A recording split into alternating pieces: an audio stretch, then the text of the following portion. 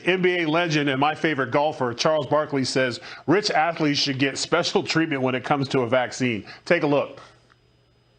I've given $1,000 to some NBA players. What about NFL? NFL, I'm just getting ready to say NFL players, hockey players. Listen, as much taxes as these players pay, let me repeat that. As much taxes as these players pay, they deserve some preferential treatment. For life and death? Yes. Yeah. Sometimes, and I'd just like to point out that the entire panel was like, no. Waters, Juan's brother from another mother. Let me ask you this. Yeah. How long before Charles Barkley is excommunicated by Twitter? He's got to be done, right?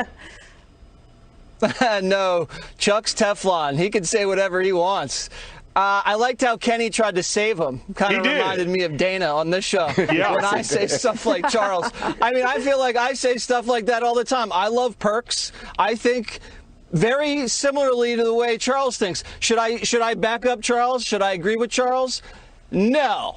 I'm smarter than that. You know what, but Waters? You're not just another pretty face. I think there's something there. Nice job, Waters. Thank you. Emily, you're a die-hard sports fan like myself, and when sometimes you kind of wish when Charles talks, you don't wish he was an NBA legend. You wish he was like a former boxer and just maybe stayed for one too many last fights every once in a while. You, as an attorney, if you're an agent, what would you say after a show like that? How would that go? Oh, man.